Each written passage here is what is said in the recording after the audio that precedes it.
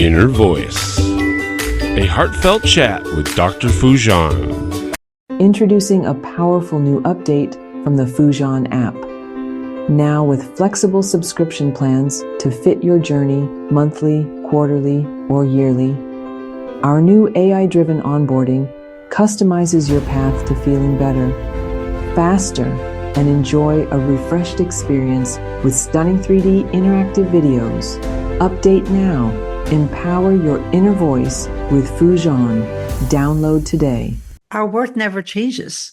We just sometimes feel kind of crushed and stepped on, and just like, let's say, a $20 bill. You know, you could crush it, you could step on it, you could fold it. What's it worth? $20. Still the same worth, but a lot of times people forget that as they become jaded, as they become, as maybe they fail or things don't turn out as that they would like. And to be self-accepting, self-forgiving, non-judgmental are the cornerstones to self. Listen up if you want to promote your personal growth and self-awareness. I found the Foojan app last month and I have been absolutely loving it. I personally have never learned guided meditation, but thanks to this app, I now have learned incredible tools for my own stress relief and emotional self-awareness. Not to mention, there are self-evaluation tools and professional coaching available to utilize however your journey to self-discovery takes you. Join Foojan today and redefine your life one step at a time. Intentional Parenting, a practical guide to awareness integration theory, written by Dr. Jafari, Dr. Foojan Zeine, and Dr. Manoukian, three experts in human development, is your step-by-step guide to raising a healthy child prepared for a culturally integrated world. You're supported in parenting infants to adolescents using the latest evidence-based scientific research on parenting. Order your copy on Amazon now. Welcome to the Inner Voice, a heartfelt chat podcast. I'm your host, Dr. Foojan Zeine. I'm a psychotherapist, an author, and a creator of the awareness integration theory. I'm thrilled to have you join us today, which what I promise you truly, it's going to be an insightful discussion with a lot of good tips. So today I speak with Judith Belmont. She has 40 years experience as a psychotherapist and a private practice and mental health coach and a mental health corporate trainer, as well as a wellness conference speaker. She is the author of 11 mental health and self-help books and 2 therapeutic card decks. Judy holds a master's degree in clinical psychology from Heinemann Medical College and a bachelor's degree in psychology from the University of Pennsylvania. We will be talking about her latest book, which is 110 Cognitive Behavioral Therapy Tips and Tools. And literally, she gives you a lot of tips and tools in the conversation that we had. I really enjoyed having a conversation with a fellow therapist and a counselor where you could look and dig into different angles of things. And she obviously, because her approach is from behavioral cognitive therapy, that's how she was sharing those tips with you. They're amazing tools that I'm positive you'll enjoy. Now, be sure to subscribe to this podcast on my YouTube channel and connect with me, please, through my website, foojanzeine.com. And even the podcast. If you have any questions, if you have ideas that you want us to talk about, the conversations or questions or about your life, let us know so I can talk about it in the podcast, or I can bring guests who are experts in those areas and we can share it with you. Connect with me on my social media platform. Go to Foojan app in your Apple or Google Play stores and work on 31 areas of your life from awareness integration theory. And guess what? Meet Mira, who is the chatbot, AI chatbot, who's been trained in the awareness integration, who could answer you as like your private coach anytime during the day. So go to download Foojan app, which is going to be free for you for a couple of days. So you could just test it out and meet Mira there. Okay. Now, I love to hear from you. So let me know. Contact me in any format. Okay. Without further ado, here's Judith Belmont. Are you a psychotherapist looking to enhance your practice? The Awareness Integration Therapy, developed by Dr. Foojan Zeine, is a comprehensive guide to the principle and techniques of this powerful therapeutic approach. Join the growing community who have elevated their practice and expanded their skills by embracing Awareness Integration Therapy and witnessing its life-changing impact. Order your copy on Amazon now. Welcome, everyone. I'm so excited to have Judith Belmont with us. Welcome to the show. Thank you for having me. You are the author of 110 CBT Tips and Tools. And Yes. for people who want to know what CBT is, can you share about cognitive behavioral therapy? I know you have been a therapist and a mental health coach for many, many years. And you wrote this book, which I went through it, and it's amazing. It literally does, everybody. It's got 110 tips and tools specifically written. So it's very rich, and it really allows people to go and look at the different angles. And we'll talk about all the angles that you brought up. But it seems like you loved cognitive behavioral therapy as a strategy and as a method. Can you share what got you interested in cognitive behavioral therapy? Yes, what I love about cognitive behavioral therapy is that, and also other therapies such as DBT, dialectic behavior therapy, ACT, acceptance and commitment therapy, they're all hands-on therapies where people learn practical skills to have a better life. Because a lot of times we want to change, but we have no clue how to change. And so that's what I like about CBT, cognitive behavioral therapy, because it's very conducive to giving people tools in order to change what they want to change in their lives and empower themselves. It's one thing to think, oh, I have to think more clearly. How do you do that? So I have diaries, I have logs, I have self-help quizzes, I have worksheets, specific things geared towards identifying cognitive distortions so you can think more clearly. So people aren't born with that kind of knowledge. When you learn it, it's like, oh, yeah, that makes sense. That's very intuitive. But we don't actually know these things unless we are given the tools. Absolutely. Yes, I totally agree with you. I created awareness integration theory, which I brought a lot of the cognitive behavioral therapy in it. I studied with Albert Ellis. I mean, he brought really? Wow. the original concept into it. And it is very useful, especially how you challenge some of what you said, the distortive thought processes.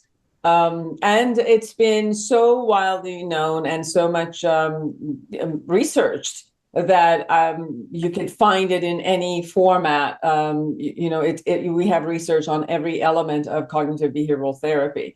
So because you are, you wrote your book from that angle. So we definitely want to present from that angle and what you know from cognitive behavioral therapy. Now, you've talked about how your book kind of begins with the concept of self-esteem, which is kind of the cornerstone of how people think about themselves, feel about themselves, view themselves, and share with us about your protocol or your way of looking at how to raise self-esteem. Well, self-esteem to me is the cornerstone of mental health. If you don't feel good about yourself, if your relationship with yourself isn't good, how are you going to have good relationships, excuse me, good relationships with anybody else? So what we think about ourselves is really the cornerstone to how we feel about our lives and the quality of our relationships. The one thing that I have been struck with over the years is how so many people don't have high self-esteem. They have such self-limiting beliefs that they might believe people a long time ago who told them they, were not good enough, or they were this or that, something judgmental or critical. And so people talk to themselves like they would never talk to anyone else. Like people would often say to themselves, oh, you idiot, you shouldn't have said that. Would you actually say that to a best friend? And so actually one of the exercises in my book, one of the tips of the 110 is write down some of the things that you're saying to yourself if you're being hard on yourself. And then imagine that you that those same things are said by someone you admire a lot. And what would you say to them? Would you say, yeah, you're right. You're really a jerk. You really blew your chance. Or would you say, you know what? You tried, you did your best, and I believe in you. So just even that shift of perspective that you're not talking to yourself anymore, you're talking to someone that you love and how that's different. Because we're no less worthy than the day we were born. You know, no one and looking at children in a nursery say, oh, I like this one with a longer hair, should have longer hair. This one doesn't have enough hair yet. No, they're all beautiful. Babies are all beautiful.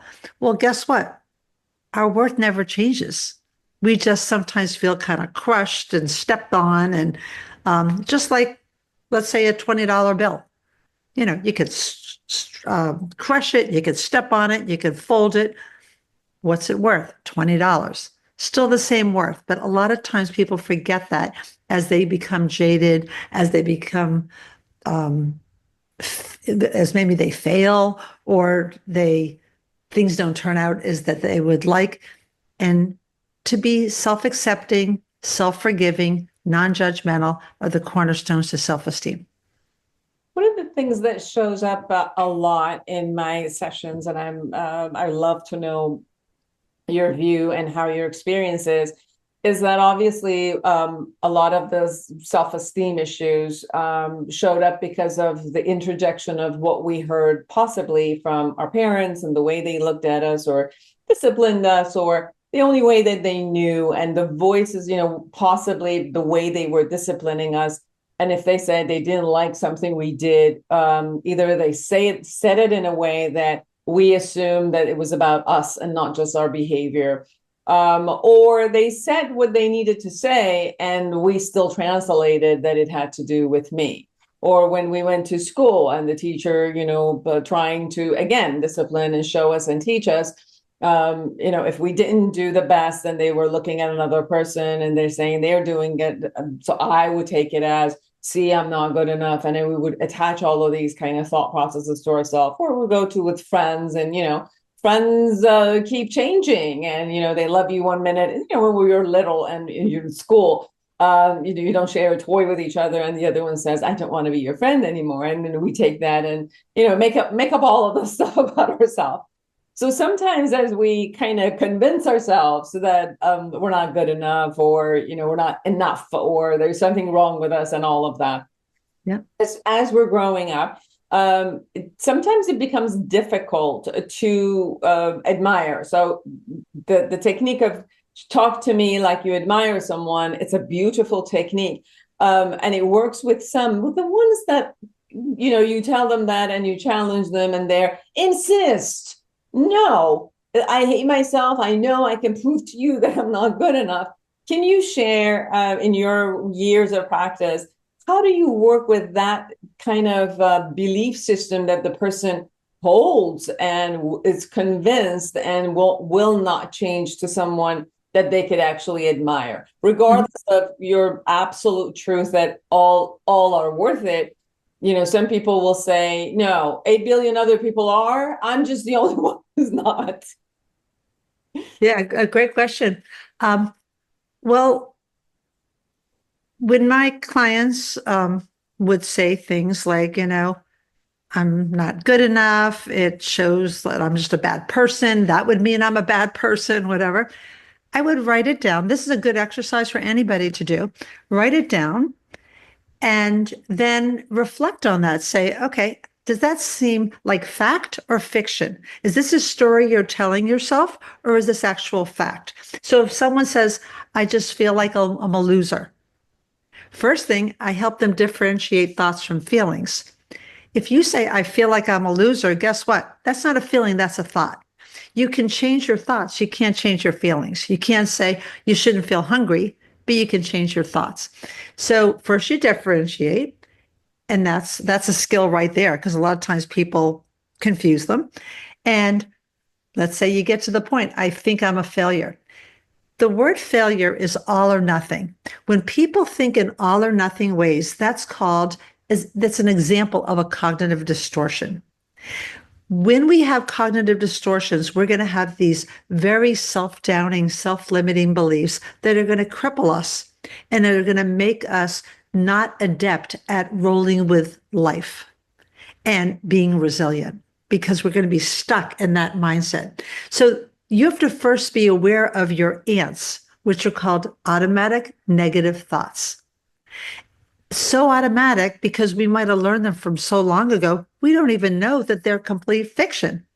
I tell my clients it's like Pig Latin. We learn Pig Latin. It's not like a real language. And now we have to learn a healthier, more factual language. So we shift from, okay, what's wrong with, I'm such a failure. How would you say it that it's not a narrative and not fiction effect? I am disappointed in that I haven't accomplished certain things by now. So one is more temporary. By now, it shows that you can be a victor instead of a victim. You can grow. You can have what's called a growth mindset over a fixed mindset and stop defining yourself by what you were or labels. Labeling in itself is a cognitive distortion. Oh, she's an idiot. I'm a jerk. He's lazy. That's all cognitive distortions. That makes a person who's very complex, one-dimensional. I would think that maybe their parents or their children or their friends would not consider them. So don't state labels as facts. So you're more descriptive. I am frustrated that he comes late to work a lot. What you think is being lazy about it. So cognitive distortions are things like all or nothing thinking. This is terrible rather than this is unfortunate. Yeah, there's something that are terrible, such as life-threatening diagnoses, death, that they are terrible. But what a lot of times people terribilize are not so terrible. Labeling, fortune telling is another cognitive distortion. I'll never get it together. I'll never meet anybody else. I just had a friend who just is going through a divorce. I'll never find anybody else. How do you know that? So once we start identifying, just imagine that you have a magnifying glass and identify those cognitive distortions and then reframe it in a different way. That's called cognitive restructuring, another example of cognitive behavior therapy.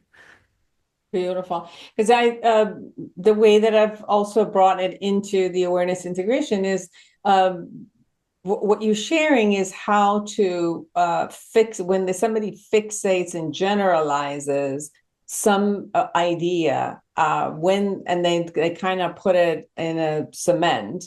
It's no longer fluid for them. Right.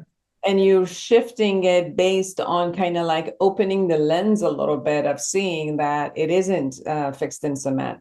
It is fluid. And then based on everything you shared is not only that you have the negative angles of some of these things, but if you kind of open the lens, you also see there are some positive angles.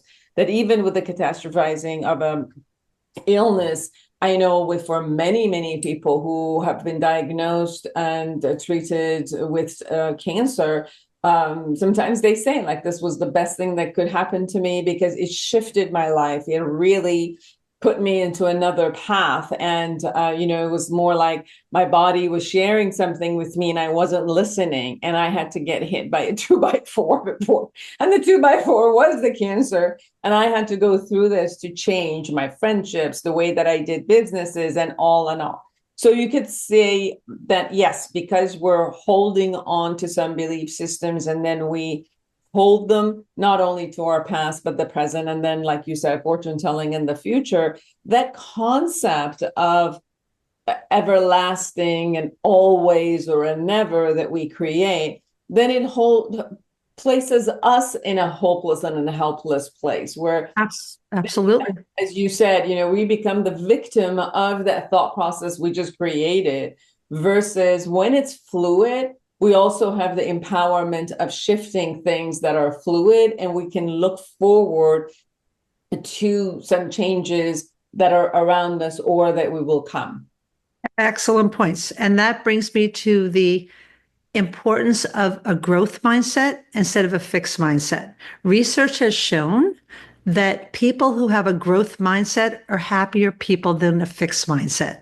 So if you want to be happier, you want to be growth oriented and not define yourself by self-limiting beliefs. So an example of a growth mindset is I might not be as talented as other people, but I enjoy this medium of art, let's say, and I'm going to pursue it because it brings a lot of enjoyment. A fixed mindset is I'm not good at it. So one is you feel like you have to be above average or you're not going to do it. And another one is it's of interest to me and I want to explore it. It's not so judgmental.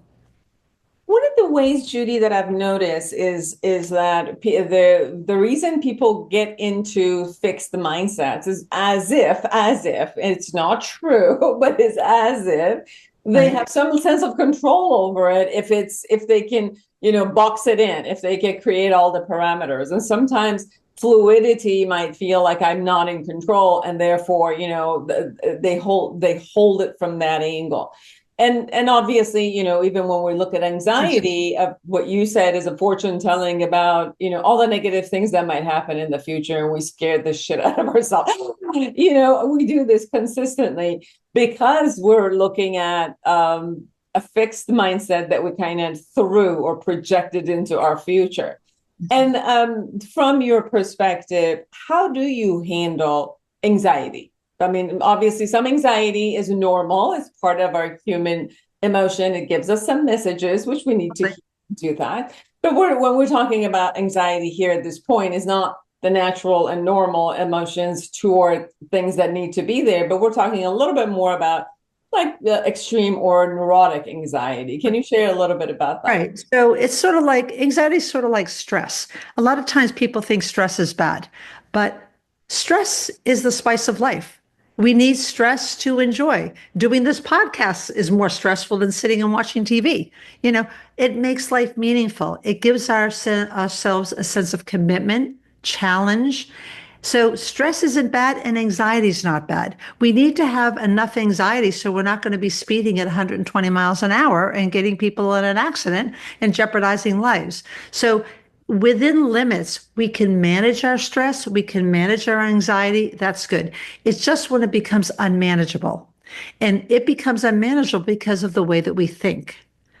And we don't feel like we're in control. So we take our thoughts that are not in control, such as, oh, it would be terrible if they don't like me.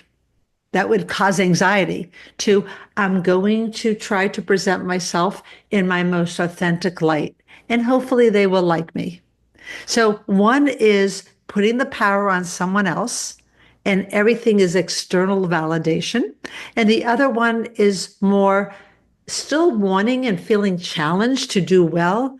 It's not like you want to be a couch potato or not have any commitment, but you don't want to have other people in control of your value. So I would say a lot of anxiety is giving up control. Giving up control to someone else because you want someone to like you. I don't want to be rejected.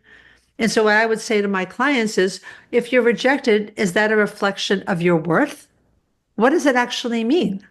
Because people think if I'm rejected, that means I'm not good enough. Well, maybe that person, already has a date, or maybe that person, has other reasons, or maybe they think you're too good or whatever. You don't know. So you never want to put external validation into a relationship that then makes you feel powerless. A lot of times when we talk about anxiety, the experience is more, I don't have control. And I like the way you said it. No, it's not that you don't have control. You're giving up the control. Yes. Right. So yes, there's a lot of things in life we don't have control. I mean, that's obvious. We don't have control over a lot of the stuff. But there is some stuff you do have control, and you are giving it up because you are looking at all the other areas that you don't have control over. And you're kind of clumping even the areas you do have some sense of being in control into the bigger clump and saying is as if I'm giving up all control. Absolutely. And that's why just learning the fundamental ABCs of cognitive behavior therapy is really good. A stands for an action or an event. So let's say someone walks by you that you know well, and they just keep on walking, don't say anything. So the C, which is the consequence, is made up of feelings and your behavior. The feeling might be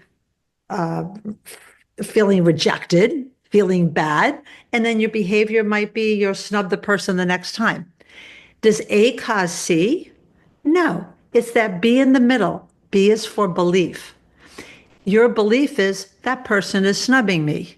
They must not like me. Maybe they're mad at me. And then that's going to cause the emotion. If you think, oh, that person was so lost in thought they probably didn't see me, you would have felt amused, and therefore you would talk to the person the next time.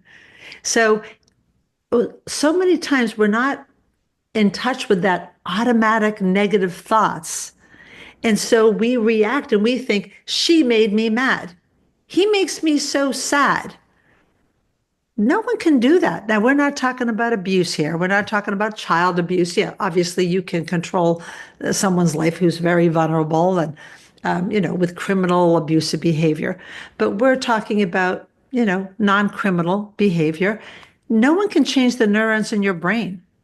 So like when I would ask when I did live presentations before COVID, I would say who does traffic stress you out? And everybody would raise their hand. And I would say, guess what? It doesn't. You're stressed in response to the traffic. Because what happens if you're a traffic controller? If if that is your job, or some people are more stressed than others. Snow can't stress you out. Some people love to ski. When they see the snow, they get all excited. So things outside can't make us anxious or can't stress us out. We give them the keys to the car. Actually, even with extreme abuse and someone with a younger, very vulnerable, a lot of work we do, even in the awareness integration theory, which we go into the past, a lot of the times you could see that if the same thing happened in twin studies, that the twins, because they perceived it in a different way, they got affected in a different way. When we work with people who are veterans in the war, same thing, same, let's say trauma happened to the same platoon, and then we see the people who are there took it in a different way, and therefore it affected them in a different way, right?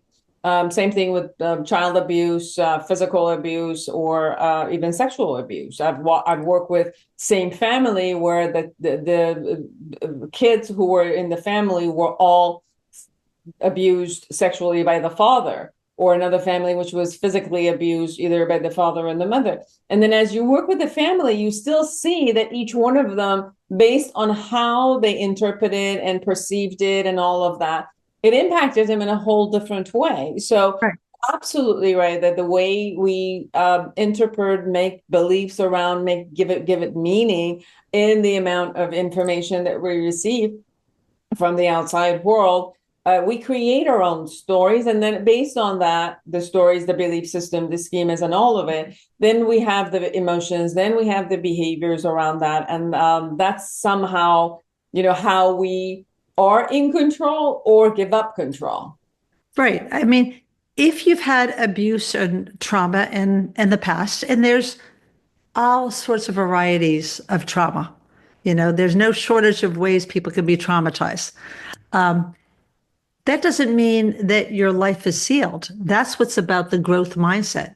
You have now to look at it and to integrate yourself, wiser, more empathetic, but be able still to move on from the trauma.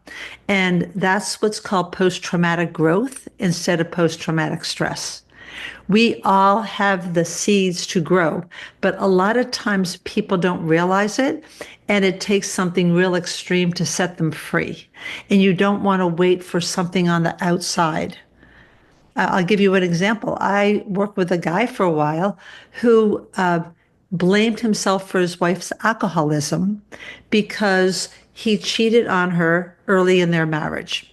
And their next 45 years, he blamed himself and she would blame him, constantly bring it up to him. Only when she died, unfortunately, it was only when she died, he was able to free himself from that self-limiting belief and realize he was not responsible for her choices. Yeah, he did something he regretted, but it defined him. And only by forgiving himself and forgiving himself for not knowing then what he knows now, he was able to move on and form a better relationship that was healthier. Yes, absolutely. Talking about addiction and talking about also depression, in the book, you also share about how to kind of let go of some of the belief systems and the way that we are that kind of creates, induces, and lands the depression for us for a long time. Can you share a bit about that? Well, one technique that I like that's also borrowed from acceptance and commitment therapy that was developed by Stephen Hayes is developing what's called an observing head. I have found that so helpful with clients is to distance yourself. Sometimes the negative thoughts are so persistent. It's hard to keep on disputing them. We get tired, we get fatigued. Sometimes it's good just to distance yourself and imagine that instead of thinking, I'm a loser, imagine it on a cloud. I'm a loser. You're looking at your thought rather than from your thought. And that's the process of what's called cognitive diffusion. You're diffusing it from your brain, so you're observing it. Or imagine it on like a ticker tape on a movie screen, those thoughts. So you have more objectivity. And there I go again, having that thought rather than, yeah, it's true. So that would be an example of developing an observing head so you can distance yourself from the thoughts. That you are not necessarily your thoughts, that they come and go. We have about 60,000 of them that kind of show up every day. And a lot of them are just automatic. They just show up because they do, because at one point, we entertained them too many times. And then because it was around there, it became part of the automatic neural network of a default position that it just shows up once in a while. So as we kind of separate ourselves from the thought being me versus just it's a thought, then it's much easier to be able to let it go and not have it necessarily that is attached to me. Mm-hmm. Everyone, 100 CBT tips and tools, proven cognitive behavioral therapy strategies for working through anxiety, depression, perfectionism, anger, regret, stress, and more. Let's talk about regret. Regret is not having the foresight to what is now so obvious in hindsight. A lot of times people beat themselves up because they think they missed opportunities and what's now so obvious wasn't so obvious back then. And I have seen so many people that are so consumed with regret that they actually can't see clearly what is happening now. They look at the world with smudgy glasses. It's like that, obviously. Not necessarily. They might have clean, real glasses, but it's like they don't have real clear thinking because their regrets are right in front of their eyes. And I'm thinking of a Charlie Brown cartoon that I use in my presentations. And he says, he keeps on, he missed a ball and he said, the past got in my eyes. And that's why he missed the ball when, he was playing baseball or something like that. He was going for it, but the past got in his eyes. How many times did the past get in your eyes? So regret is defining yourself in a way that cannot be changed. So how I have helped people, and in my book, deal with regret, is working on forgiveness and working on compassion. The reason why a lot of people act in ways that they now regret is that they might have been in a certain kind of pain. It wasn't like they're bad. I had been a therapist and then later on a mental health coach for over 40 years. I have never met one person who meant to be dysfunctional. I've never met one person who meant badly by their actions, but a lot of their actions ended up being toxic because we can't be something that we're not, and we can only give someone what we have. Too many times people look for others to give things that they don't have to give. It's like going to a hardware store expecting to buy bread. Yes, absolutely. It's there's an experience of holding yourself really in the past also, right? You don't move on. Right? You get defined by your past instead of moving forward and aware of your present. And every time you move forward, because of the hindsight you got right now, it seems like you go back to the past, like you said, and expect that to happen. The same way with the perfectionism, where there's an expectation that is unrealistic of yourself to be perfect, which we don't even know where the markers of the perfect is because they keep changing. Who wants to be a perfect? Better to be authentic. Yes, yes. So there are a lot of, like you said, the fixed position that we find ourselves, whether in the temporal concept of the past or the future, or that in some belief system that is haunting us and we don't know how to get out of it because we start believing it as if it's true. It's unbelievable, the power of regret. Mm-hmm. And that's why I focused on it. In this book. I mean, it's one of the chapters. There's 11 chapters, and that's one of them, because we all fundamentally try to be good people. Very few people don't try, and we make mistakes. We didn't know everything since we were 5. And by having compassion for ourselves and letting go with compassion and forgiveness of what we regret, we build on today. So let's say, oh, I was a terrible parent. Okay, well, first thing, that's all or nothing, right? But okay, well, I yelled too much at my children. Okay, that's specific. Well, now what are you doing with those children, maybe grandchildren, and the people around you? Are you trying to learn from that and be kinder to everyone? So the more people right now can use those lessons that they regret to make them better people, that's how you heal. Yes, absolutely. Is there anything we haven't shared that you really want people to know? I just want people to realize that they're as beautiful as the day that they were born. Oh, and yeah. a lot of times we forget that. Absolutely. So everyone, go get this book, 100 CBT Tips and Tools, Proven Cognitive Behavioral Therapy Strategies for Working Through Anxiety, Depression, Perfectionism, Anger, Regret, Stress, and many, many, many more by Judith Belmont. Where can people find you, Judy? Well, you can look at my website, which is belmontwellness.com. And I have a lot of free resources. I have a lot of examples of the things that are in my book, such as the worksheets and the handouts and self-help quizzes, because it's one thing to know you need to change, but you actually have to practice it. You don't just know this and then all of a sudden thinking differently. It takes a lot of practice, just like getting physically fit. You need to get mentally fit. And that's a good way of using these exercises. And I have a lot of free resources on my website, like in my book, and also my Amazon author page. Beautiful. Thank you so much for taking the time to be. Thank you so much for having me. I really enjoyed talking to you. And for everyone out there, please, if you like this, what you heard and all the tips, go ahead and share this episode with anyone you like and you know that they also would like these tips.